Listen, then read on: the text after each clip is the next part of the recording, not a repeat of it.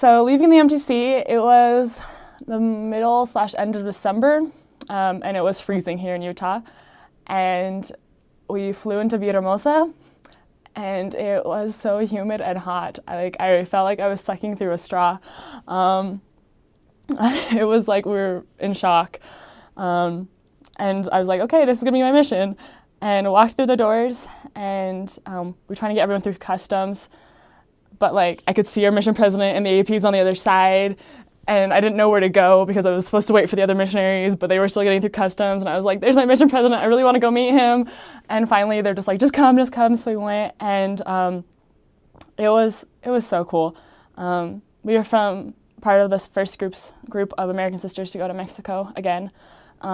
And so Sister Morales was just in tears. I'm sure she was in tears with everyone, but like, this was something really big for them, and kind of shocking, I think, to have American sisters there. And it was crazy. The first night we went and got tacos, which was the best. Actually get real Mexican tacos. And then we were supposed to memorize the way to get to La Capilla, so we could get our trainers the next day. And I just remember like driving, and we're trying to like figure out the way, and me and another sister, Manolo, were like, okay, well, there's an OXXO right there. Like, I'm sure there's not that many of those places around. We didn't get lost, luckily, but there are so many OXXOs in Mexico. You should never like judge like where to go by an OXXO. And so we're just like, okay. And so the next morning we walked back up to the La Capilla, and we were waiting for our trainers to come in. We were studying the First Vision in Spanish, or Doctrine and Covenants 4. We're just trying to study different things while we had the time. And I remember just feeling so nervous. Like, I'd been praying for my companion, for my trainer, those last 6 weeks in the MTC, hoping that things would go well in our relationship and that it would be great. And I remember the sisters started walking in, and we were all standing up because you're gonna hug them and get to know them, and walking in and wondering which one's mine. And this little sister in the back, shortest of them all, just walks in, and I was like, that one's mine, and I know she's mine because I am 6'2", and she is like 5 foot nothing, and like, she's mine. And she walks by and just shakes my hand, I think gives me this big hug, and I was like, okay. So went up, and we had this tradition that we would just start sharing about ourselves and what we expected from our mission the best we could in Spanish. And then the trainers, it was kind of like a see if the Spirit speaks to you in that moment. The trainers would stand up to see if it was their daughter. And Hermana Sanchez stood up, and I was like, I knew it. Like, I knew she was mine. And so we went and we sat down together. And after everyone was done, we were going to take a picture. And she was like, in very, very broken English, because she didn't speak any at all, she was just like, do you like football? And so I was thinking like soccer, because that's what they call it there. And I was like, kinda. And she's like, no, like American football. And I was like, oh yeah, I love watching it. And she like gives me this huge football grunt, like, and I was like, oh my goodness, she really loves it. And she was just this really sporty girl. It was really cool. It was hard the first week. It was raining a ton, and my shoes were not prepared for that. But it was really, really neat, especially getting to know Sister Sanchez and the people in Parrilla, which was my first area. Most loving people like I thought I was ever going to meet. I think it's just the Mexican people or the Latin people who are just extremely, extremely loving. But this ward definitely welcomed me into their homes and into their hearts, and I was very thankful for that, because it's scary your first week. You don't speak the language, but they are wonderful people, and I'm really thankful for that. So the mission covers a lot of states. It's Tabasco, part of Veracruz, part of Chiapas, very small part of Oaxaca, and a little bit of Campeche, so like 5 states. So it's right by Guatemala, really, really hot and humid, but so, so beautiful. One of the biggest things that they have there is petroleum. They produce a lot of that, so Pemex is kind of based there. And then cacao, they grow lots of chocolate, so that's really nice. The church, I can't say, I mean, maybe it's young. It's not huge there. There's a temple in Villahermosa, and it's beautiful and glorious, and I loved always walking by it.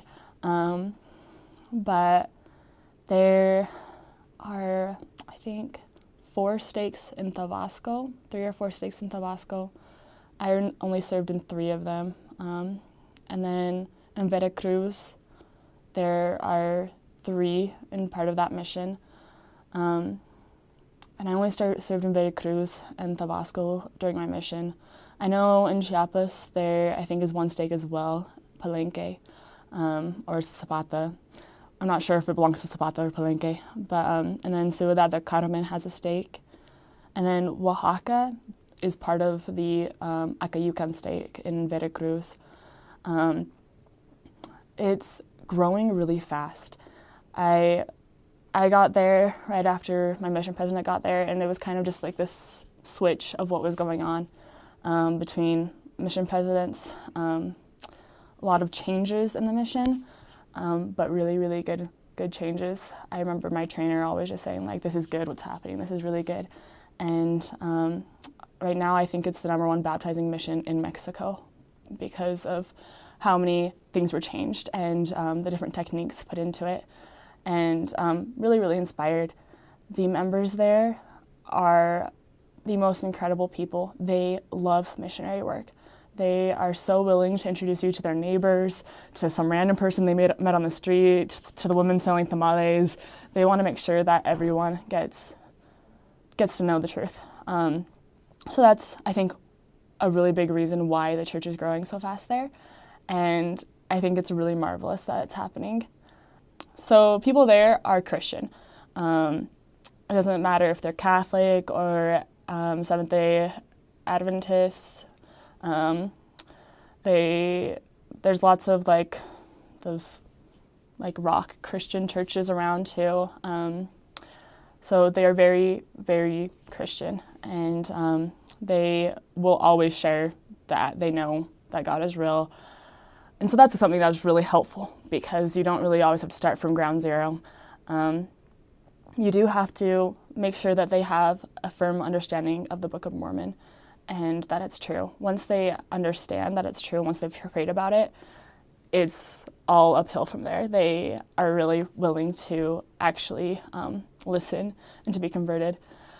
From the 2 states that I served in, there's a big difference. I was in Tabasco my whole first year of my mission, and I was really scared of any other state because you'd hear things about different places. Like Tabascans would say, oh, the people in Veracruz are really, really hard, like they have hard hearts. Not true at all, but it was interesting because in Tabasco, they're a lot more open to you at first, but it's a lot harder for them to actually want to change because they have the traditions that they've stuck to.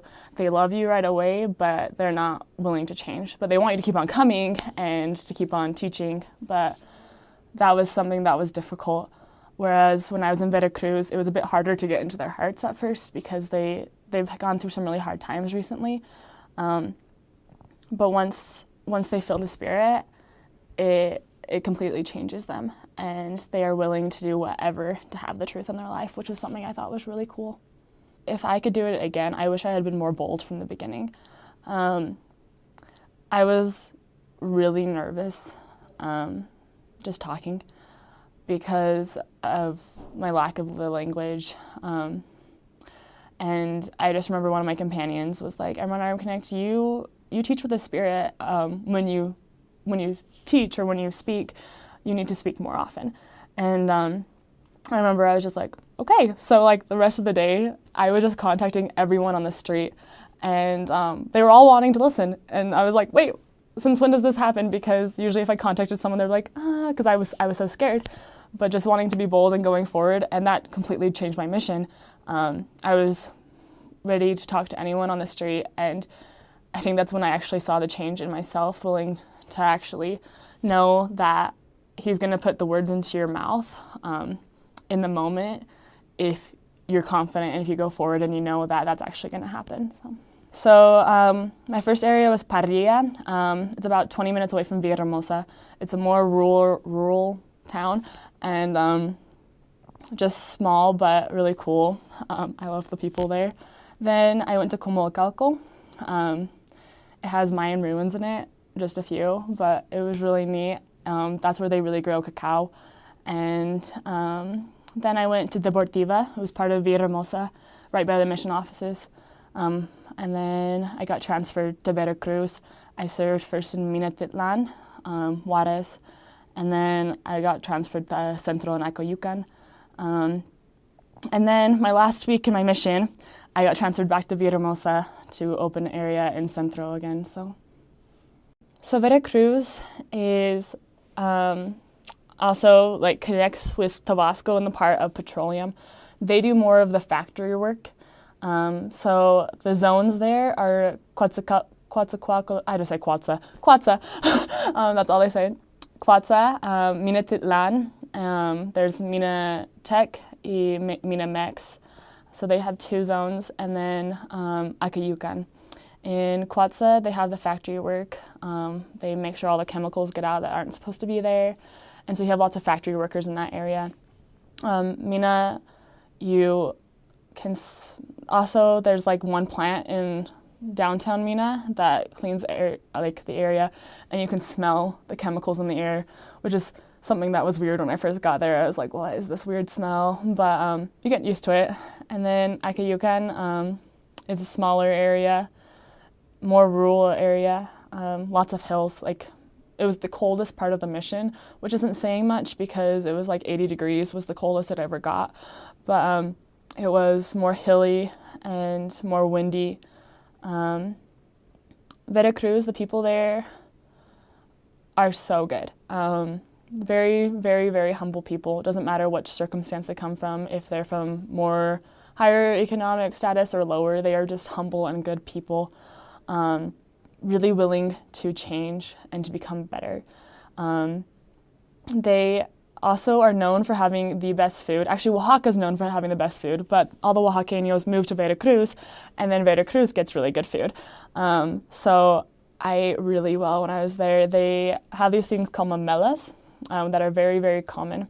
They're like these giant, thick tortillas, and they put, it's not going to sound very appetizing, but it really is. So they're giant, thick tortillas. They put pig lard lightly on top of it, which might not sound very appetizing, but it tastes really good. Gives flavor. And then they have this meat called carne chinameca.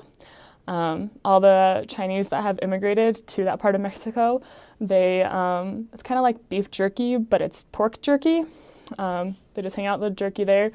They do it, they slice it up, and they put it on these mamelas, and then they put cheese on top of it. And then, of course, you have to put your spices on top of that as well. So good. They have it in all parts of Veracruz. And it's like, if you haven't eaten one of those when you're in Veracruz, like, you haven't been in Veracruz, like, you have to eat one while you're there. One thing that's really funny about all parts of Mexico, I'm pretty sure, unless it's just in the south, they have these gas trucks that go around, and they have little songs that they sing with them. Like in Tabasco, they have tabagas, and the song's like, Ya llegó hasta tu casa, ya llegó tu gas, el mejor por la confianza, solo tabagas. And so, like, that will be going around while you're doing your scripture study. In Mina, it's Mina gas, and they're just like, Mina gas. And, like, at first, wherever you are, you're like, what? Like, what is that? And then it becomes so, like, white noise to you that it doesn't even bother you at all, and you're so used to it. But you memorize the songs. In Veracruz, they have, always at night, they have the pananderos going around selling pan, selling sweet bread, and they have their songs as well, and you memorize those. I don't know, it's just these small little things that you kind of just ignore.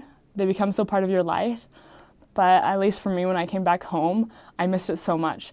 I missed the panadero singing his song. I missed the smell of tortillas being made in the morning. There was just these small little things that living in Veracruz and living in Tabasco, you only get while you're there.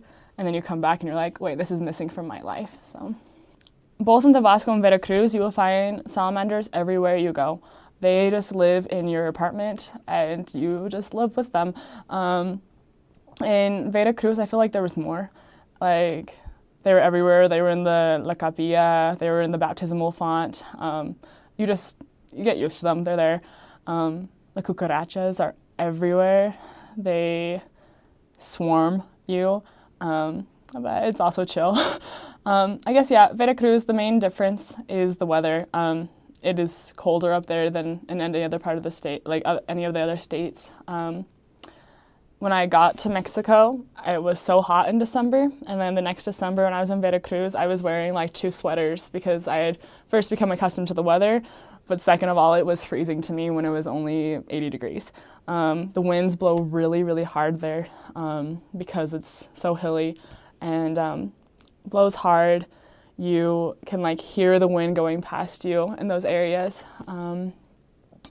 Something else about Veracruz is the church there is growing faster than in any other part of the mission, I would say. And obviously I wasn't in the other states, and I know that they had lots of baptisms there, but I feel like in Veracruz, the membership, once they were baptized, like they were firm and they would stay.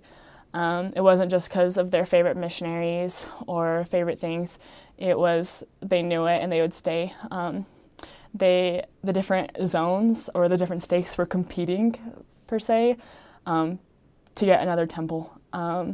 They traveled so far in Veracruz to get to the Villahermosa temple that they were trying really hard.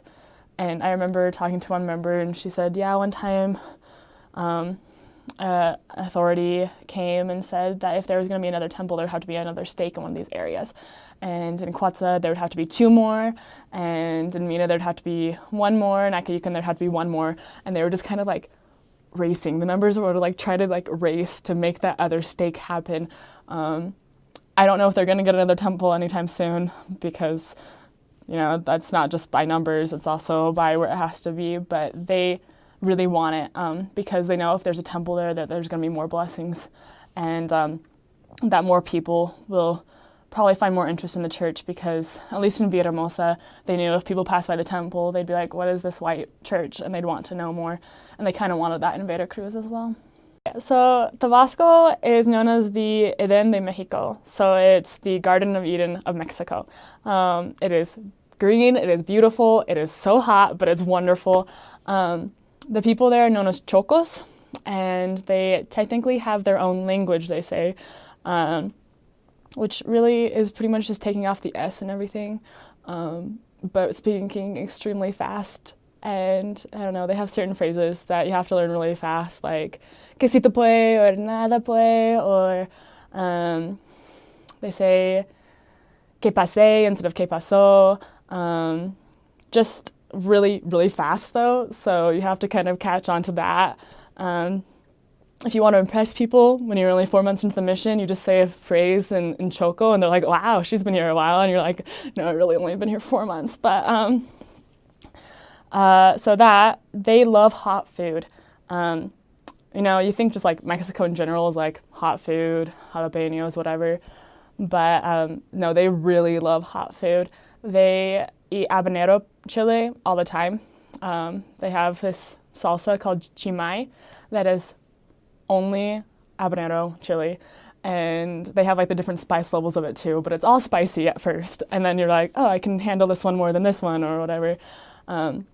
But so yeah, they put it in every single thing. If you go to a different state like Veracruz, it's less likely that they'll have that, but very, very spicy food for a very, very hot place. They have culture diversity. It's mainly Chocos, mainly the people from Tabasco. They have a few people from Chiapas that come and try to sell things. That's harder. They're a bit more, I can't say racist because it's the same. They're both Mexican, but they're a bit harder on Chiapanecos than anyone else. They think they're less educated, which is kind of sad because it's not that way. They're just all trying to provide for their family. So Tabasco, I think, would be the richest of the states.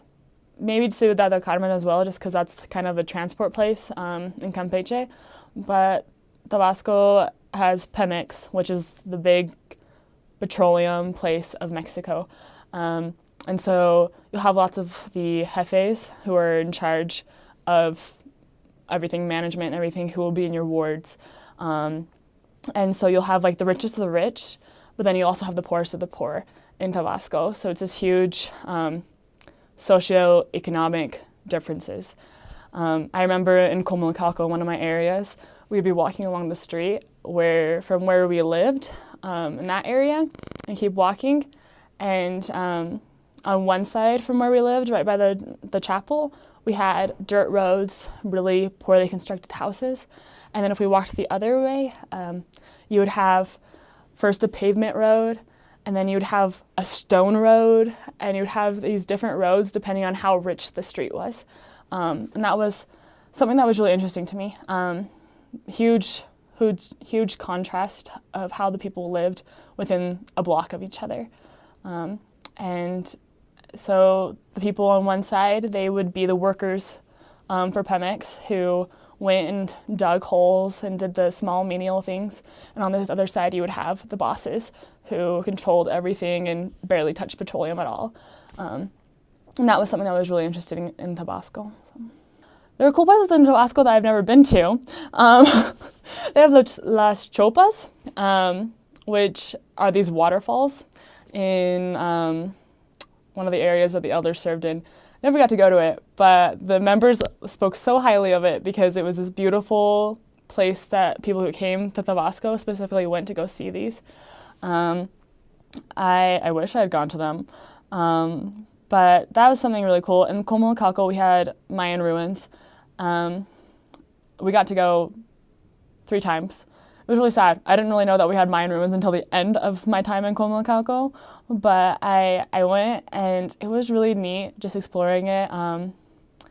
It was cool putting that together with the Book of Mormon and seeing the time differences. My mission president once came when we had a zone get-together, a zone activity, and we went to those ruins.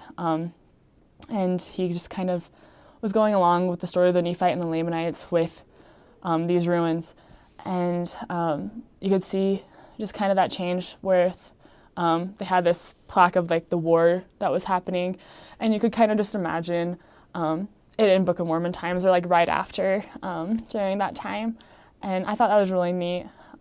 If you go to Palenque in Chiapas, that is rumored to be the city of Zarahemla. Because it has a tower right by the temple there. And so it reminds people of King Benjamin. And so I never got to go there either, but I hear it's beautiful as well. So you won't see a ton of Guatemalans there. You'll see the Guatemalan missionaries, but it's kind of harder because they have this little riff thing going on with the border. Which part's Mexico, which part's Guatemala. And so Mexicans are more... I think even more, there are more like Guatemalans like are on that side. But they are, I would say, very similar people in that area. At least for me, my Guatemalan companion was the most humble companion I had. And the people there were, in that area of Mexico, are extremely, extremely humble people. They want to do well by you and by God and make sure that things are going well. Both people come from Mayan descent.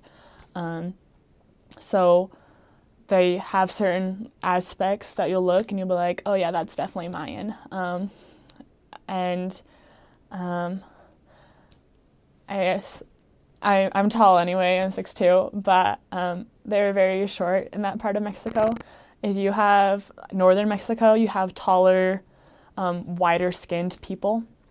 But in that part, it's definitely a little bit darker skinned, a little bit lower to the ground, and so you, no matter how tall you are, you feel extremely tall because they're a bit shorter. And you can see that because in Guatemala they're a bit shorter as well, just who they are, their descent. And I think that was one thing that you could see, that influence of who they actually come from, that Mayan descent, in each one of them. So yeah, you wouldn't find a ton. If you found them, it was because they married a Mexican, or because they came for a better job, because financial problems in Guatemala. They would probably be working at Pemex is where they would most likely be found. But yeah, the challenges that they face is just how that different culture of the Mexicans seeing them less than who they are. And that's something that you see no matter where you are in the world, just the different views on different kinds of people, which is really, really sad. But it can be seen whatever country you're in. Talking to a bunch of different friends from different, served in different countries, you see it wherever you are.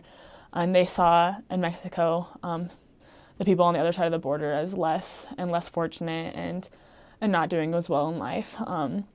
So that's something that they would face a lot.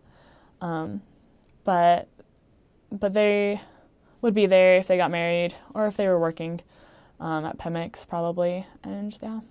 I would say one of the biggest ones that you will eat all the time is plátano frito, which is so good. It is fried plantain. Don't try to use a normal banana, it won't work. I tried it once. But you wait until the plantain is really, really maduro. And so it's brown and looks yucky, but it's not. It's perfect in that moment. And you cut off the edges and take off the peel. You slice it really thinly. Well, it depends. On Tabasco, they do it really thinly, and in Veracruz, they do them really thick. So you do it either thick or thin, and kind of about that size if you're just like doing little ones, if you're putting them on your mamelas or your gorditas, or they'll do this long if you're just going to eat one of those. You fry it in oil, which most things they use a ton of oil in. Fry it for a little bit until they're gold and then brown on the edges. And take it out and pat it down with a napkin or something so the grease isn't running over. And then they use medio crema on everything. And so you'll put that on top of your fried plantain and you'll just eat it like that. Super, super good. Another thing that is common, and I guess you would already guess this, is tortillas. They have corn tortillas in Villahermosa and in southern Mexico. These corn tortillas, they sell on every single place. You'll have the tortilla guy come by and just yell tortillas. You eat them in every single meal. You'll just have this medio kilo or kilo of tortillas in the middle of the table, and it's kind of like your utensil. You'll have your fork and spoon there, usually a spoon, but you'll just grab a tortilla and put your green spaghetti inside of it and eat it like that. And at first it's kind of weird. You're like, I'm eating all these tortillas, but it becomes so normal and it's so good. Then, as I mentioned, green spaghetti is a specialty that they make down there. I'm not sure if it's a specialty really, it's just a thing they make there, and it's so good. They use tomatillos, so those green tomatoes, and then jalapenos and other chilies as the salsa, and then they make the spaghetti, and then they mix it all together. And of course they put crema in it as well because they put crema in everything. And it's so good, so good. Some different things that you wouldn't always think of is lentil soup. The lentil soup there isn't just like lentils. They'll put fried plantain in it. They'll put hard-boiled egg. They'll put random meats. And it's kind of like a quicker meal that they'll just make if they have to do something fast. Chilaquiles is one of my favorite meals. They use dried tortillas and then soak the tortillas in sauce. And I don't even know if I can describe how to make it, but it's like this huge plate. It looks like nachos, but it's not. It has all this red sauce around it, and then they put an egg on top of it. What kind of egg? Just like a normal egg that you make. A sunny side up egg. They put that on top, and then you just eat that, and it's so good. In Tabasco and part of Veracruz, they'll give you this drink called pozole. So in most Mexico, you'll eat this thing called pozole. It's a soup that they make for special occasions, and it's so good. It's made out of white corn and pork, and then just like red sauce base. But in Tabasco, they drink something called pozole, and it's kind of weird. It is masa, so dough, like tortilla dough, with cacao inside of it. So you have cocoa, dough, and then you blend it with water. They blend it with water, and then you drink it. Lots of missionaries love it. It took me a while to get used to it. But they'll give it to you, and you kind of just swirl it around because it has all the cheapy thing in it, and you just swirl it and you drink it. And yeah, it fills you up really fast. So you don't eat it with a meal because it's dough, and it'll fill you up really fast. Some of the strangest things I ate, well, that you're not going to get in other parts of Mexico, I ate turtle soup, and didn't taste bad. It was pretty good. It was chewy. I think it was illegal. I don't think you're allowed to kill turtles, but it was interesting. It comes either you have it in red, so they say like tortuga and sangre, in blood. So, but it's just this red soup, and you eat that with its eggs, and then you have it in verde, which is a green soup, and then you have the whole tortuga right there, and you have to pull it out of its shell and eat it, the meat. And then they have this fish called pehelagarto. It's an ugly looking fish, so ugly. It has teeth and this giant nose, but it is so good. They eat it, I loved it. So they grill it, and they eat it with chile de árbol. So it's these little small chilies, and you eat that with tortilla and just drink it. Well, don't drink it. You drink it with orange juice, and it is so divine. But you can only get that in Tabasco. So in this part of Mexico, they have two words that they use a lot that aren't words. It's asumecha and a la mecha. Really, it's slang, so probably shouldn't use it. But you will hear it all the time, and it's just kind of like, a la mecha, like, wow, that was incredible, or asumecha, or they'll say even like asumecha, like, oh, well. It's just like this phrase that means everything and anything in life. So that's an important word to know.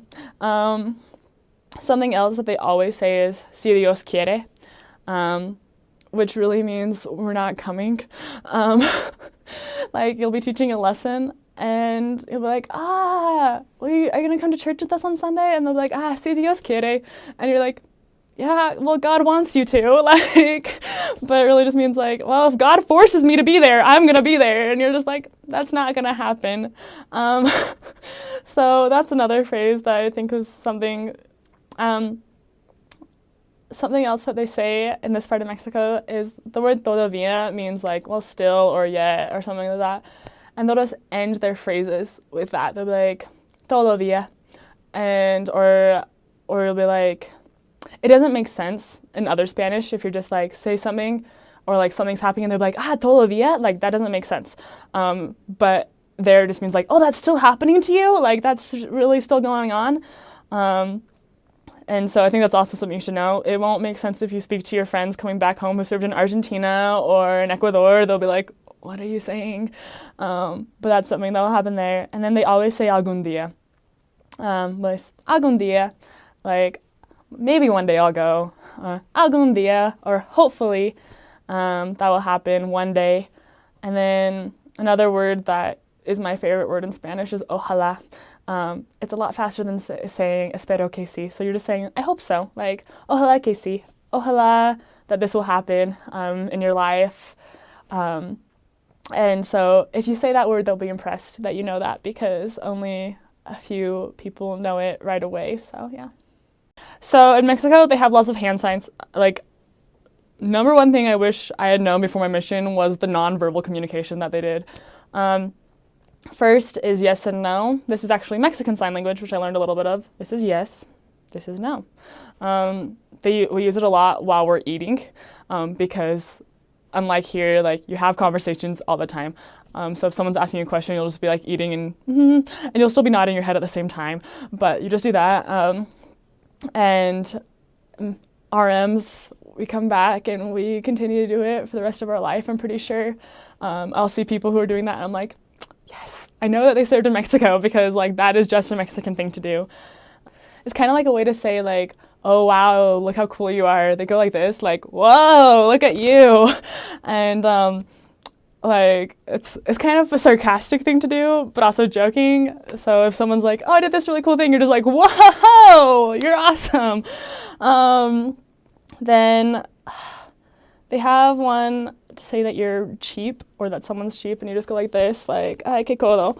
And then to say that you're rich, you go, and they also do like lots of things with your mouth. If you can't hear, I'm always doing like these noises. So like, to say to share was the first one I learned, because my trainer would tell me all the time. She would just be like, and I was like, what? Like, what are you doing? And sooner or later I was like, oh, she wants me to split it, like split it. Then they point with their lips sometimes, which I think is something that's important to know too. It's just kind of like, they don't want to be pointing at someone, so you're just like, and you like point with your face, like, and so I think that's something important also. You should know that. There's just a lot of random ones. One that most Latin speaking Mexican, whatever area you're in, is like this one. It happens either when you're really excited, so you're like, whoa, or when someone gets kind of busted, you're just like, and just like leave it there. It took me forever to actually do that. So sometimes you'll see missionaries going along the street, like gringos, just like trying to figure out how to do it, because you want to be cool and do it as well. And then another one that you'll catch on to really fast is planchar. Like, they'll just be like, que plantador, and they'll just like swipe it across. It means to iron. I think other missions, like in Honduras, they say machetar, like with a machete, but in Mexico it's planchar. And it's just kind of like you bring it down. Sometimes there'll be certain bishops that you're like, wow, that bishop brought it down, and your mission president, if he says something like chastising the mission, just like planchar. So that's a very important one. You will learn it quickly. Then I think that's about all of the hand signs that I can remember. So buy short sleeve shirts is the first thing I would say. Like, make sure that you get those, and make sure like you don't want to layer. So you want to make sure that they're solid and that there's no way you're gonna have to wear an undershirt with that, because you're gonna sweat a ton. And you're sweating day in and day out. You're sweating while you're sleeping. You want to make sure that you have short sleeve shirts that are comfortable, and that are going to be durable as well. You don't need to be cute, I guess. Like, lots of times, at least before my mission, you would see those pictures of the sister missionaries, and they always looked like perfect and beautiful hair and everything. Like, it doesn't happen. Just make sure that you have clothing that is comfortable and professional at the same time, and that will last. Shoes, I think, would be the biggest thing. I think I went through 6 pair of shoes on my mission, because it gets so hot that the pavement starts burning through the soles of your shoes. You can feel the heat of the pavement through your shoes, and then you have these holes in your shoes all the time. So we found some good ones at the end. I don't remember what they're called. If I do, I will let you guys know. but you just want to make sure that you have strong, durable shoes as well. Again, don't be stylish. If you want like one pair of nice shoes for conferences or something with your mission president, I would say that's the best thing to do. But don't use them a lot. You don't even have to wear them to church, because right after church you're going to go out and you're going to proselyte some more. There's really no need for that. Yeah, bring a light rain jacket. You don't want something heavy, because that's going to be more hot, because the rains there don't cool things down. It makes it more humid. So a light rain jacket. I wouldn't say buy like waterproof shoes, but maybe rain boots that you can put over your shoes, or just some plastic sheer thing that you can put over your shoes to protect them. And then don't get a flimsy umbrella, those ones that like you just pop up, because the winds blow really, really hard and it's just going to break the umbrella. So get a sturdy umbrella as well that you can carry around and things will be good. So, nothing dangerous per se, like that you hear about Mexico, happened while I was there to me. But I think that's because we followed the mission handbook about safety in walking. Walk quickly and with purpose. Make eye contact with people. Show them that you're going somewhere, and just make sure you're actually like talking to people on the street, because that I think is actually safest. When people know who you are. Change up your route going back home. I mean, in the mission handbook it says like don't let anyone know where you live. It's kind of impossible in these areas. Everyone knows where the missionaries live. Everyone, members, non-members. But just make sure that you get in and out of your house when you want to and when you're supposed to. There are some traditions. I guess this is a tradition in Mina that is kind of dangerous. They have something called El Viejo. And so you have Christmas, and then the next week before New Year's, they have these men dressed up as women going around dancing, and they have bands. And they are not afraid to touch women. And so when you hear the music, you will hear the drumming. You run to a member's house. You get into a member's house and you stay there until the drumming's passed. And then you just, during that time, you just walk quickly to and from wherever you're going, because you don't want to get into that awkward situation. They do just sometimes barge into people's houses, but when they're in someone's house, they don't usually touch. So, but on the street, be careful. It's dangerous that time. And then listen to your mission president's rules. Christmas, New Year's, you have to be in it by a certain time. They always give those rules. The members want to make you stay out later because they want to give you all your food.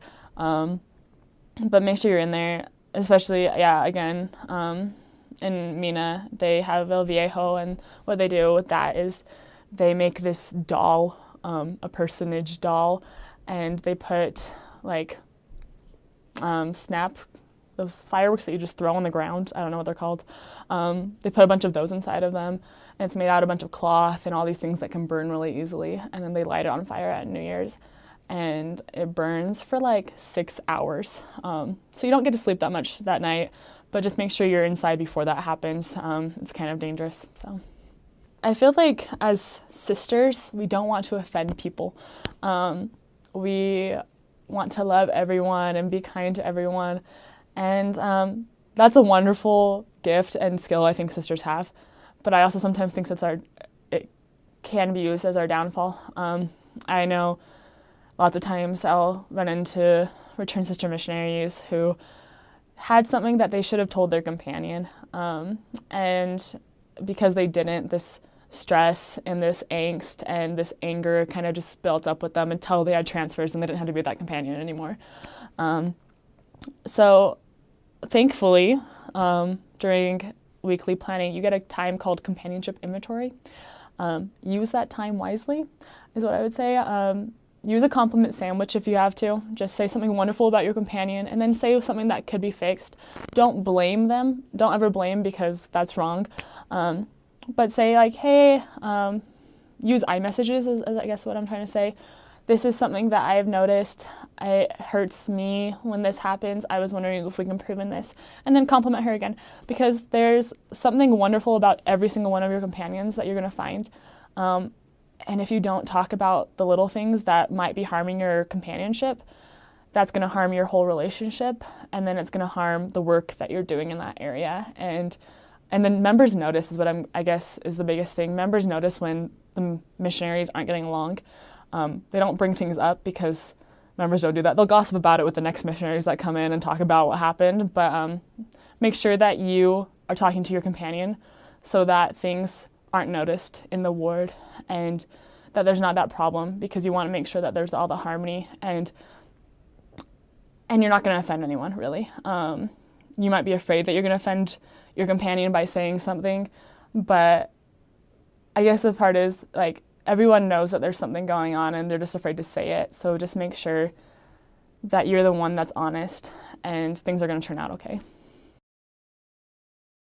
The heat in Villahermosa, it got up to like 115 sometimes.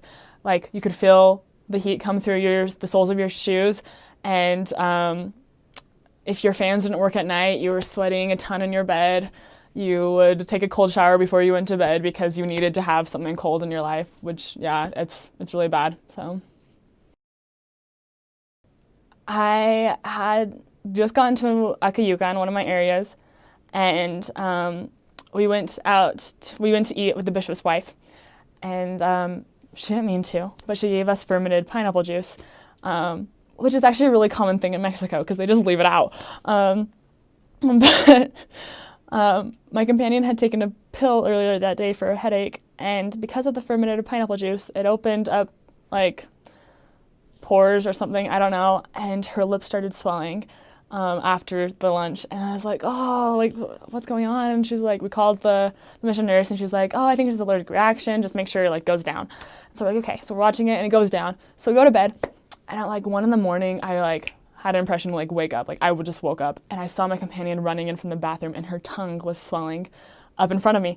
And I was like, oh my goodness, she's gonna stop breathing. So we called a member who lived right down the street, and we're like, Hermana Paula, can you please come get us right now? And she's like, can it wait till like 8 a.m? And I was like, we need to go to the ER. And she's like, okay. So we went to the ER and spent the night there.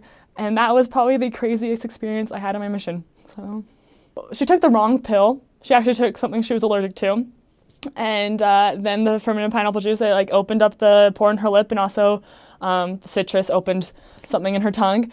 And that happened, and then she ended up being okay, which was great, but they had to put an IV in medicine in the IV, and it took a while for her to respond, but they definitely remembered us in that hospital. Whenever we passed by, they're like, oh look, there's the hermanas, like, they were there all night, but that was fine. So the most powerful lesson in my life was just how much God truly does love every single one of his children, and that he sees every one of our potential. People that, I just remember one time reading about the sons of Mosiah, and it talks about them being the vilest of sinners, and who knows if they really were the vilest of sinners, but that's how they saw themselves, and how God saw so much more. And the next week we were introduced to a man who beforehand had been in gangs and had been an alcoholic, but he wanted to change his life so much. And I just remembering that, like, he ended up getting baptized, and just thinking about how much of a change that had been in his life. Perhaps at one point his family had seen him as this vilest of sinners with no hope, nothing happening, no hope for change in his life. But Heavenly Father saw so much more, and so much more possibility than that, and how that's with every single person that we pass by. We might see them in one state, but our Heavenly Father loves them so much more, and he understands that they can become so much more than what we see them as, and realizing that that's the same for who I am, that who I see myself as now, even if I think I'm a good person, he sees me as so much better. And I think that was something big that I learned in my mission, just realizing that Heavenly Father sees us so much more than we can ever see ourselves in this moment. There was a family that we taught in my first area, We got a reference from a brother in another ward, and we felt like, contact them. It was his cousin, and he and his wife and their daughter Vale, really small little girl, was known like as the Golden Investigators. They ate it up. He had questions because his dad had been a member, had been baptized at one point, and then went less active, and so his family wasn't members. So he had questions about that. He had questions about if his dad was going to be okay in spirit world, and he just really wanted to know about that at first. And then we went in and talked about the restoration, and everything just clicked with them. And I remember they had a baptismal date, and one day they called us and they said, "Hermanos, we need to talk." And it wasn't one of those like, we need to talk about something good. It was like this, we need to talk. And I was so nervous. I was like, something is going on. And we took the bus to that part of the area, and we got off the bus and it was pouring. So we like went into their house drenched, and they got us towels, and we started talking to them, and you could just tell something was off. And we found out, then they were just like, "Hermanas, we still want to visit you, but we don't think we want to get baptized right now." And we were kind of in shock because they had already talked to the bishop about how they knew it was true. They had talked to all these people, and so I kind of just sat there and said a prayer in my heart, like, "Heavenly Father, you know that they know it's true. I know they know that's true. I don't think we're going to leave until they say that they are prepared and that they're ready." And so we sat there and we talked with doubts that they said that they had, and then we found the scriptures and answered those questions. And finally, my companion was just like, "Hermano, is it okay if we just kneel and say a prayer?" She's like, "It's fine, we'll just say a prayer." And he's like, "Sure." And she's like, turned to his wife, and she's like, "Hermano, will you please say it?" And then she's like, "And just like say any doubts that you have in your head, and if you really are supposed to if you're getting baptized this Saturday is what was supposed to happen." And so the sister started praying, and it was, I think, the first time I'd ever had chills go down my spine or fire come up. I'm not really sure what it was. It was a spirit, but it had never happened in that way. And I remember she finished her prayer, and she just sat there on the floor kneeling, and her husband was like, "Okay, we know it's true. We know it's supposed to get baptized. Can I please say a prayer now?" And we're just like, "Yeah, sure, go ahead." And so he said the prayer, and he ended up thanking Heavenly Father that they had gotten the answer again, that they were supposed to get baptized. And then after that, they both got up and they said, "Yeah, we're going to get baptized on Saturday." We were just scared because her parents were saying some things about it, and they're like, "But we know it's not true, and what he said, like her dad, what he said isn't true, and we're going to get baptized." So, yeah, hard experiences. Missions are not easy, is I guess, like, you see things, you watch the best 2 years, and you see their hardships, but you don't really think it's that hard. And there are certain things that you're never going to be able to explain to people that happen in your mission, either because of the sacredness of it or just because of how hard it was. One of my hardest trials, I guess, was I was in Parilla, and I was praying to have more patience in my life. And after I said that prayer, the next day we got a call and I was getting transferred to Comolcalco. And I was like, okay. So it was me and 3 other sisters, and we were going to open the area for sisters, because the elders had been there before, and they took out the elders, put us in halfway through the transfer. And it was really hard for all of us at first, just trying to figure things out. And then for 2 of the sisters, they started having success in finding people, and me and my companion, we still just couldn't figure anything out, and we were trying really hard. My companion then got switched later, and I got my companion from Guatemala, Hermana Gonzalez, and she also was having a really hard time in her mission. One day we were talking. I had some back problems on my mission, so it was one of those days when my back was really, really hurting, and our nurse told me I had to stay in bed. And I was, telling her, I was like, I feel so useless when I can't go out and do things that I need to. And I was like, and I feel like I'm not having the success I'm supposed to be having, and doing what I'm supposed to be doing at times. And then she just asked me, she's like, how long has this been going on, Armana? And I was like 5 months, which is a long time in a mission. And she's like, and then I thought about it and I was like, actually, it started when I prayed for patience. And she's like, huh. And she's like, this has been going on for 5 months in my life too. And I was like, really? And then she's like, yeah, I prayed to understand the atonement and how it applies to my trials. And so we had both had 5 months without baptisms, and which is unheard in Mexico, I'm pretty sure. And we thought about that, and we realized that Heavenly Father had answered both of our prayers, not in the way that we expected or wanted, because who wants that?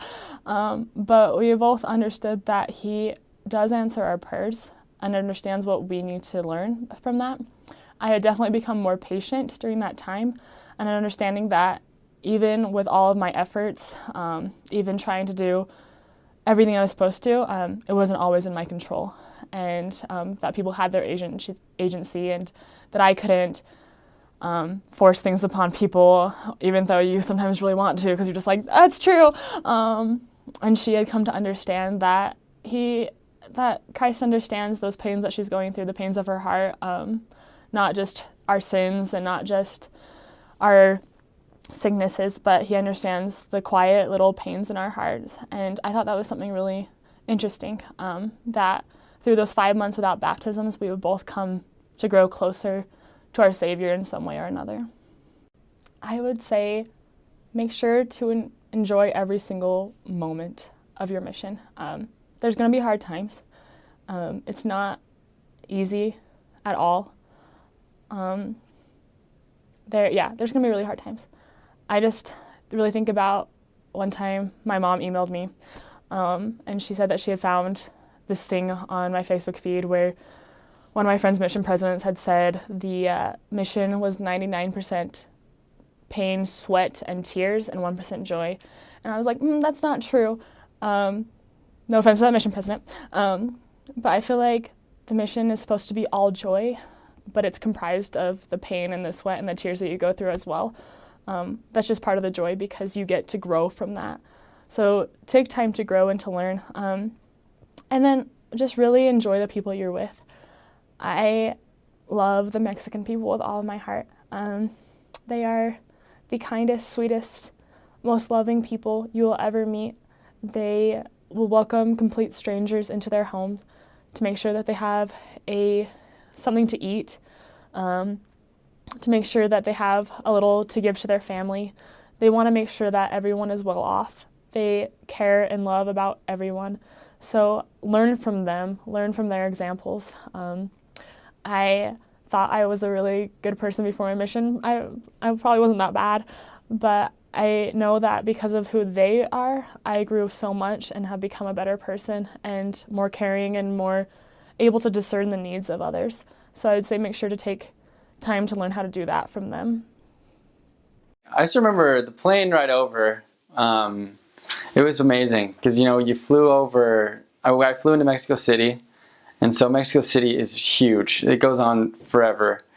And then to fly into Villahermosa, I remember just walking out, and it was humid. And everyone was telling me, I got there in September, and everyone was telling me, oh, these are one of the coldest times of year. And I was like, are you kidding me? It's so hot. But my first night, I went and spent the night at the assistant's house. And I just remember I walk in, and then there was a lizard on the wall. And I said to the assistants that were there, I said, what the heck, should we do something? He goes, oh, no, you don't want to worry about lizards. They kill the bugs, so they're good to have in your house. And I was like, I can't believe it. It was just so different. And then you couldn't drink water out of the tap, so we had to go across the street and get these things called garrafones. And they're huge things of water. And I just remember just everything felt so different. And then when I had to shower, I had to wear flip-flops when I was showering because everyone said if I didn't do that, then, you know, there's just bad stuff on the ground. So it was just a little bit weird, you know, and we had fans you had to sleep with because it was too hot. But, you know, the biggest thing I do take away from that is like there was nervousness, but there's also so much excitement. The mission president was really nice. The food's amazing. And so that first day, everything's exciting, everything's new, everything's different. And the people are always really highly receptive to the missionaries there. Mexican people love missionaries generally. And so I just felt, as soon as I got there, people would stare at us and like, oh, Americans, Americans. They were super nice. So my first day was great. It was nerve-wracking, but when you get your companion and you get to your first area, it was really, really neat. I loved it. My mission was July 2012 to July 2014. I started off in Cañales in Cardenas. It's one of the smallest areas in the mission. Well, it's pretty good geographical size, but the town of Cañales is really, really small. But the people there are really, really nice. But you'll see, you know, dogs running in the streets. You know, it's dirt roads, and it's generally pretty poor, that area. But once again, I loved it. It was my first area, and so it was a little bit of a culture shock at first. But you know, there were new things that you never saw before. You know, like I said, one example is dogs. They just run all over the street, and they're just wild dogs. And you know, then we had a tarantula in my house one time, and there was a toad in my house one time. There's just different animals, and so there's just things that I was just never used to. And kind of a rule of thumb is every creature in Mexico is slightly bigger than it is in the United States. You know, every spider's a little bit bigger, every lizard's a little bit bigger, but you get used to them. My second area was called Ciudad de Carmen. It was an island out in the middle of the ocean, and it's one of the, I'd say, more popular areas for missionaries because you're in the middle of an ocean, and you know, it's really pretty. It's a little bit more modern. It has like Walmart and different things like that, and so it has a little bit more U.S. feel to it.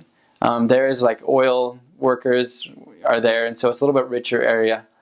And once again, the members there are just awesome, you know, in both places. But Ciudad de Carmen was definitely one of my favorite areas, just because you get there and it's just everything's new, you know, everything's different, and I really love the people there. After that, I was in Villahermosa, and I had two different areas in Villahermosa. I had one area that was called Primero de Mayo, which was my area included the temple and the mission offices. I was right, you know, smack dab in the middle of Villahermosa. And that was a nice area. It was just my smallest area, but really some amazing members there. And it was cool because I got to work in the offices there and be close to the president and things like that. So that was really neat. And then after that, I moved to Carrizales, which we actually divided my area, but that one was probably my most dangerous area because it was like a place called Bosques de Saloya. And so a little bit more dangerous, especially at night. But the people overall, they were really receptive, and the members there are super awesome, super strong. The bishop, Villalobos, he's probably not the bishop anymore, but he was amazing. He was so kind to us, and so you get some amazing members there. But once again, that's more like you're in the city, and so you'd ride a lot of combis, is what they're called. They're little vans that they convert into like little vans that you sit in, like there's chairs all around.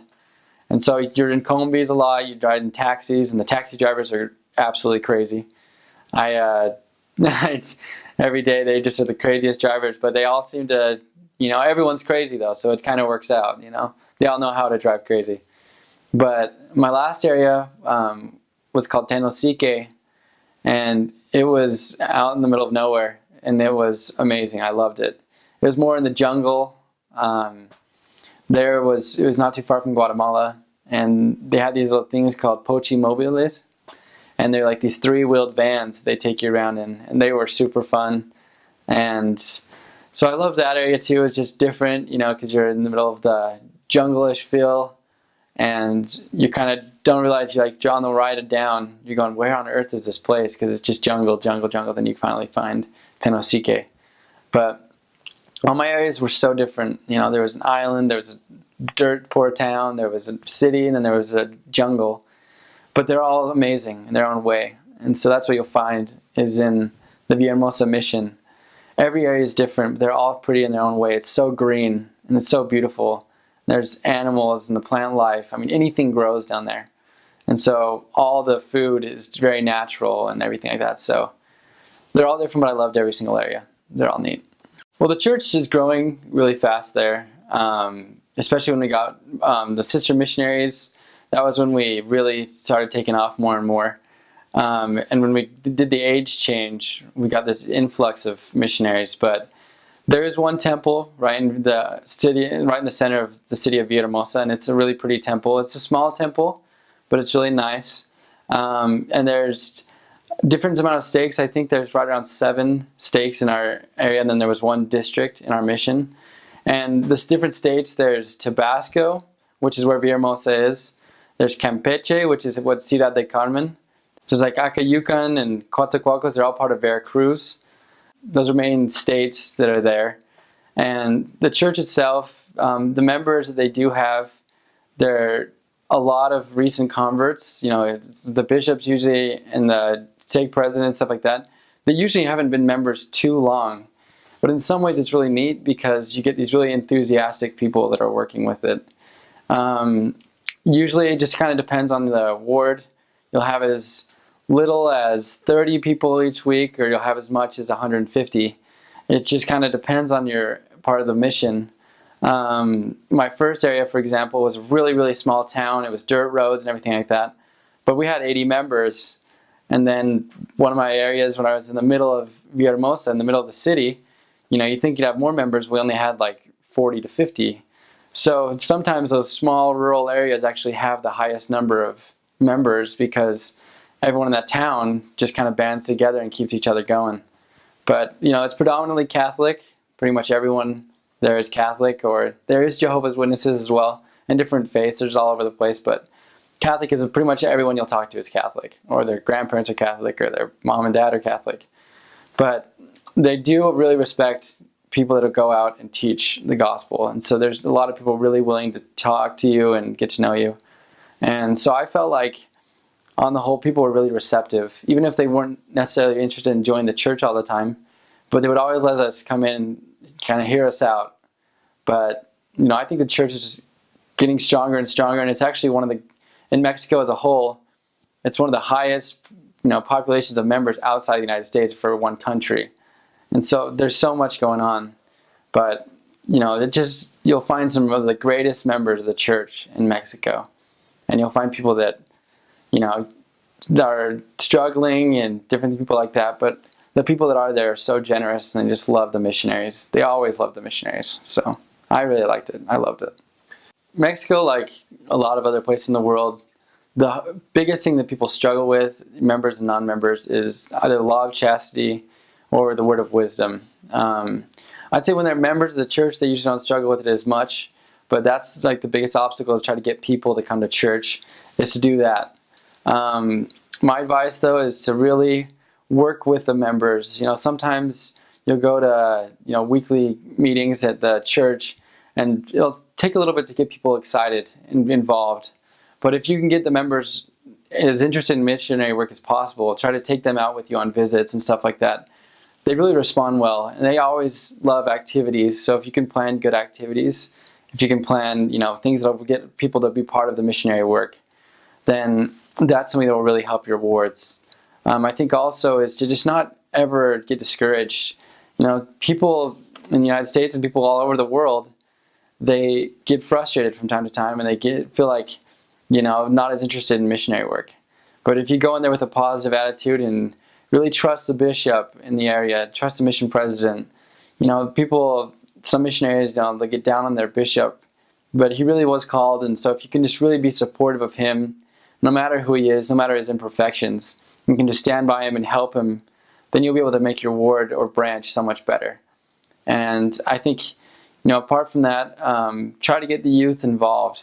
There's a lot of young people that just are dying to go with the missionaries on visits. And it's something that here in the United States we don't do as much. You know, from time to time we do, but there's so many young men that are just, would go with you for a whole day. I remember we had one guy, he was 16 and he went with us for an entire day. He just loved missionary work. And so if you can get, you know, the youth involved as well, they've got a lot of friends, and they can kind of be your doorway into teaching families. So I just think be creative, you know. There's a lot of people that are willing to help, so just find the strength of each ward and try to make that come through in missionary work. So, just be positive and try to be down there and try to make the situation better and not complain, just try to make it better each day. So my first area was kind of like my baptism by fire. We had a little bit of every animal coming down there. Like a general rule of thumb is in Villahermosa and any type of Mexico, the animals are bigger there than they are in the United States. And so I had my first area, I had a tarantula in my house. We came back and it was sitting there on the wall. And, actually one of the guys, our next door neighbor, killed it with a shoe. It was pretty crazy. There's mosquitoes, a lot of mosquitoes, ants. There was a toad in my first house. Just stuff like that. I mean, mainly things aren't like, they're not going to hurt you. And, the mosquitoes, just wear a lot of mosquito repellent. But, it's just kind of a culture shock. There's just things in your house that you never used seeing there. And, just if you leave the windows open, you can kind of see things come in, birds and stuff like that. And we actually had a bat underneath my bed in my last area. Just kind of woke up, looked under, and there was a bat underneath my bed. So just kind of be prepared to know that there's going to be some crazy things there. But like I said, you won't get really hurt by any of it. Just with mosquitoes, as long as you wear repellent, you should be fine. One of my favorite aspects about Mexico as a whole is the food. Everything's so fresh. You get all these fruit waters, and you'll get like watermelon water, you'll get strawberry water, you'll get mango water, you get all this stuff, and it is fresh. They literally, sometimes they'll pick it off the tree and they'll make it for you. And then you'll have food, you'll have chicken right off the bone. And I remember one of my first areas, a lady actually, I went to her house and I realized that there was like these black chickens. The next day all the chickens were gone and we were eating them. And so everything's really fresh and it's really good. And at first you're going to be like, what the heck? This is, they really, when you eat chicken, they always say you have to just eat it with your hands. And I remember at first I asked for a fork and knife. And the lady's like, no, we don't do that here. You have to eat with your hands. And I was like, oh my gosh. And so you kind of have to get used to that. And everything comes with tortillas. Everything they give you. Like sometimes I remember it was like a really hot day and they'll give you soup. And I was just going, why do you give me soup? They're like, oh, it's just because if you change your body temperature too quick, you'll get sick. And there's all these things. And I was like, I can't believe it. So I'm just sweating, eating soup. But, you'll love the food. The food is, seriously, that's one of the things I miss the most. I gained like 10 pounds down there just because it was so good. And they always say, hey, elder, did you like it? Or sister, they're like, hey, did you like it? And you're like, oh, yeah. Like, do you want more? Like, no, I'm okay. So like, oh, so you didn't like it? And I was like, all right, I'll eat another one. So you pretty much have to get used to eating twice. So the members love you. I made a rule going down to Mexico that I'd have to try all the food at least once. If I knew it was going to hurt me, I wouldn't. But you'll see it all. I ate a turtle that they're these little turtles that what they do to cook them is they get a live turtle and they throw it in a boiling thing of hot water. And you literally eat the turtle out of the shell. And so that was really weird. There's food that's like, you'll have tacos de cabeza, which is basically, they'll have parts of the brain and head in a taco. And then they'll get tacos de lengua, which is, tongue tacos. You'll get this thing called chicharrón, which is like pig skin. I kept a list of all this stuff that I ate. One of the things that's really unique down there is this stuff called peje lagarto. And what it is, a lagarto is an alligator kind of thing. So peje lagarto is like kind of like a fish and alligator mix. And they're about this long, and they're scaly, and they got big teeth and stuff like that. So you'll eat that. I remember one of the things that I tried that was the weirdest. The lady called it was called gandinga. And I'm not sure if that's the actual name for it, but it was basically all the pig insides in a soup. And I remember I was like, I'm never going to be able to eat that. But, the other food, everything's spicy. They love spicy food. They have candy that's spicy.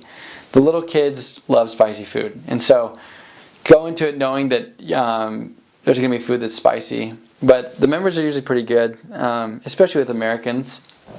They'll say, hey, do you want, I didn't make this too spicy for you, but they'll give you chili, and it is so good. There's this stuff called chimay. There's different salsas that they have, and oh, it's incredible. I miss some of that stuff. But, I just said mainly like the weird food. There's usually the food is very awesome. It's like the typical, what you'd think of as Mexican food, but it's so much more natural. So everything's fresh. Everything's right off the shelf. Right, like, the cows only was killed a couple days ago. Some of the craziest foods I've ever ate were down there in Mexico. One was tortuga, which is turtle, and the way they cook them is they just get a pot of boiling water, and they just throw them alive in there, and you just kind of eat it right out of the shell.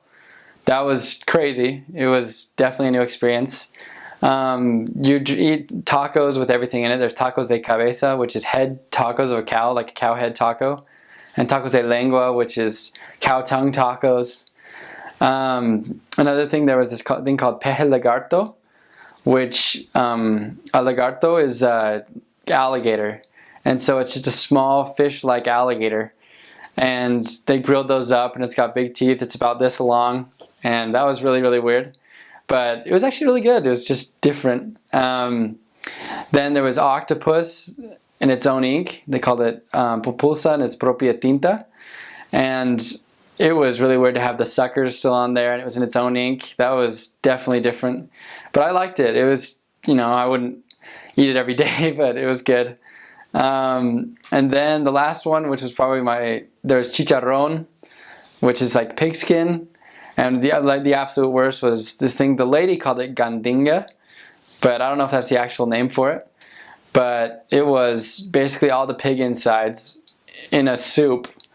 And I was weird that like in there I could see like the pig's heart and other things, and so it was really, really weird. But I always suggest, even though if something's weird looking, always give it a try, because you might actually really like it. So just always try everything and write down and take pictures and stuff like that, because you'll remember it forever. So always try it.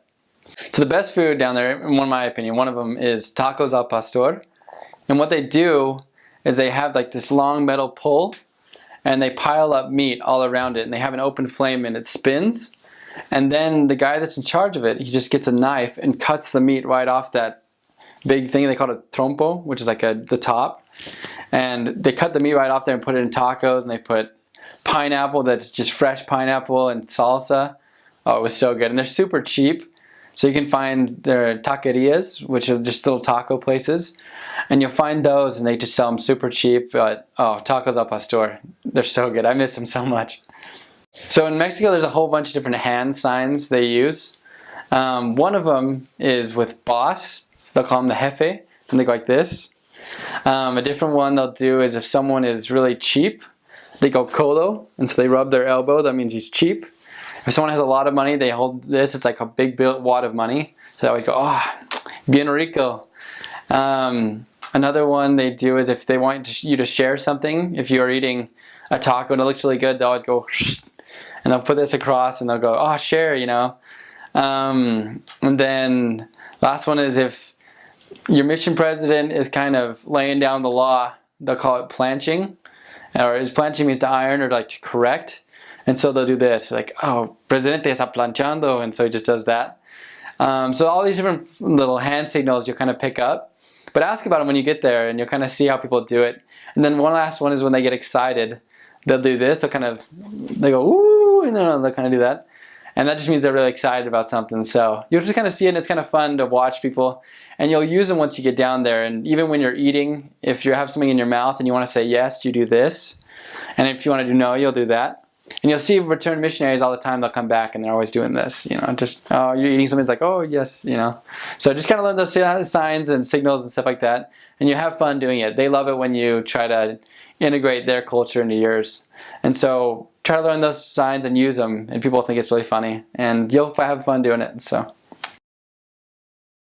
in Villahermosa, there's either two things. It's either really, really hot or it's regular hot. So in Villahermosa, it's usually, high 90s, hundreds, and especially in the summer, get up to 110, and it's super humid. So you'll get days where it's literally you're sweating the whole day, and even at night, it's still ridiculously hot. On the flip side, it also does rain like crazy. So when it rains, it pours. And so it kind of comes out of nowhere.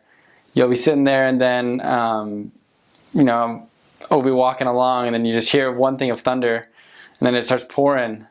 And so it's definitely advisable. Make sure to take good rain gear when you're down there.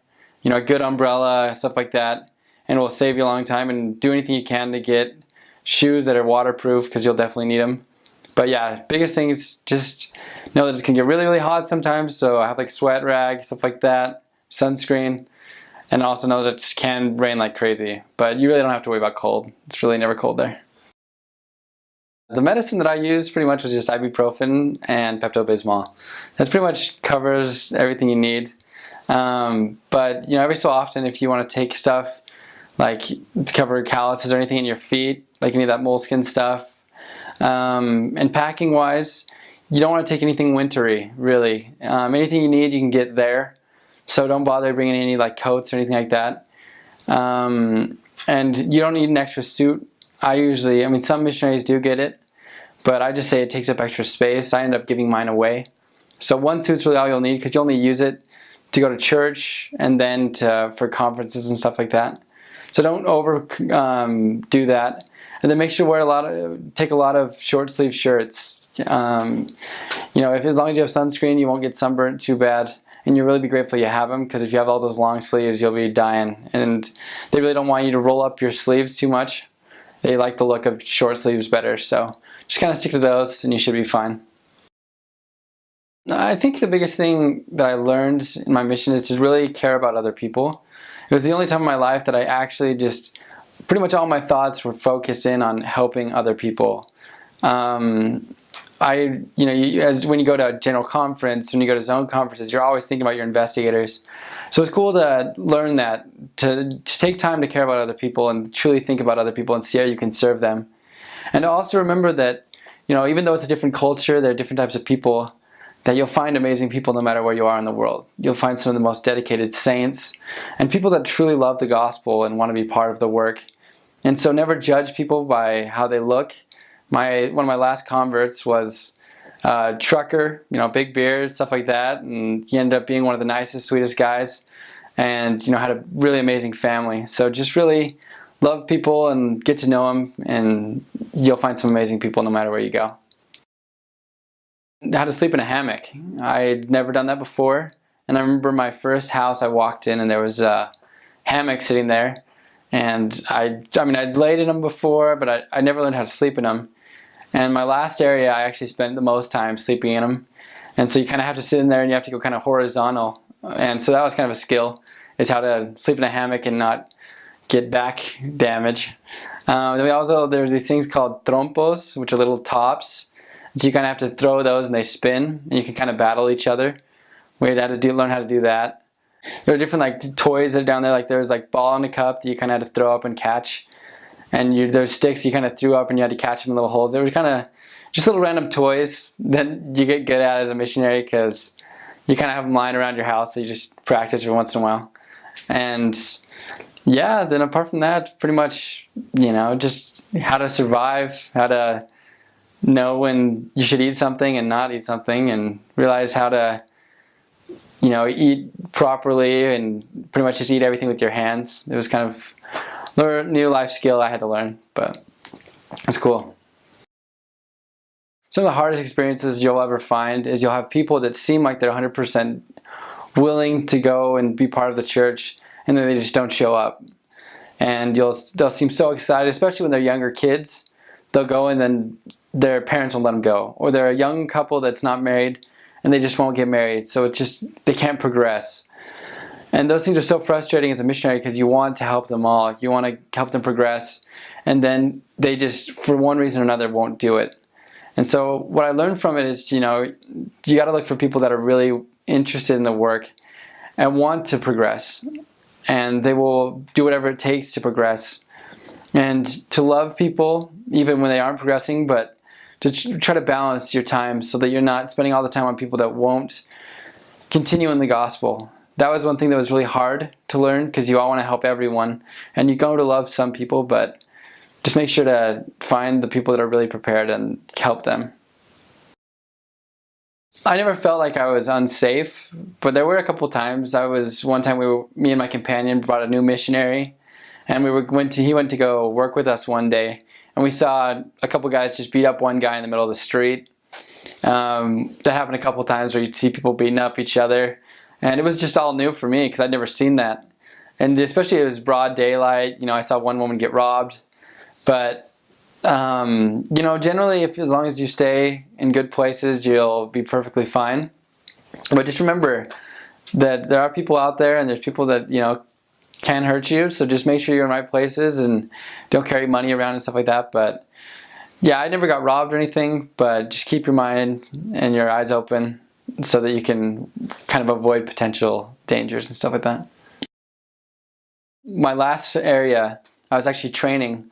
And me and my companion, we got to this area and we both whitewashed it, so we had no idea. We didn't know the area at all. And we heard about this family. They were progressing, but the mom and dad weren't married. And so actually we were teaching them, and everything was going great. And they did have a couple setbacks, but it was my second to last week in my mission. And the husband and wife actually got married. And them and their 2 kids got baptized all on the same day. And so it was super cool to see someone commit to changing their life, even though the rest of the wife's family wasn't members, to see how they were able to change and be better. And their kids and everything like that. It was just such a neat experience. And you'll see that there's so many people out there that are just prepared. And you just got to push them and help them along. And you'll see how their lives really do change. And people that have never even thought about joining the church or having better lives, all of a sudden you see how much they can improve and grow. So there's people like that all over the place. Just keep your eyes open. There's going to be people there's drunk guys all over the place. And not all over the place, but there's quite a bit. Because you can drink out on the street there. And so you have people come up to you and they want to talk to you.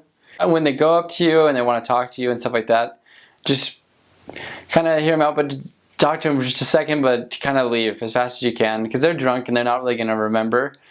And it's not worth spending time and sitting there trying to argue with them or whatever, even if they do say anything mean to you. So just realize that they're not going to hurt you. And so just kind of walk past them as fast as you can and you'll be fine. The other thing is in Mexico, especially where I was at, when girls were interested in you, they'd go tss, or something like that. And so my first area, I had no idea, and so I was walking by and I heard that, and I just said to my companion, I was like, oh, let's go teach them, and he goes, oh yeah, you don't want to do that, she's not interested in the gospel. And so remember that, kind of pick up on the culture, ask your companion when you first get there, what kind of noises and cues and stuff like that they do, and just so you kind of avoid getting in situations where you look dumb. So just kind of keep your eyes open and learn the culture as fast as you can. So I just wanted to say to you, congratulations, future elder or sister, for getting the call to go to Villahermosa. You will absolutely love that mission. I loved it. It meant so much to me to be part of it. And you'll meet some of the most amazing people. You'll find that everything is so pretty, it's so beautiful. There's the landscape, the wildlife, it's so green down there. And so be really excited. Know that you're going to make a big difference. There's a lot of people to teach. There's a lot of work that's done. And the stake presidents, the bishops, everything like that, they really care so much about the gospel. And so they're willing to help. And so go into every ward or branch and just say, how can I help this ward get better? How can I make a difference? How can I help the bishop? Even if you don't agree with everything they say, go into it with that attitude. Say, I'm going to go down there, I'm going to make a difference. And you will love Villahermosa. It is just so much to do. There's so much activity and there's so much life. And the people themselves are really family oriented. They really care about the gospel, especially once they get converted. They are really behind it. And so try to find ways to help them to be involved in the gospel. But, just make sure to read your scriptures and to pray and to get ready for hot days and stuff like that. But know that you're going to be blessed very heavily for your service. And so go into that with that attitude. Say, I'm going to love this mission, because you really will. I loved every minute of my mission. It was really neat. And I wouldn't change anything that I went through. So I know that it will mean a lot to you too.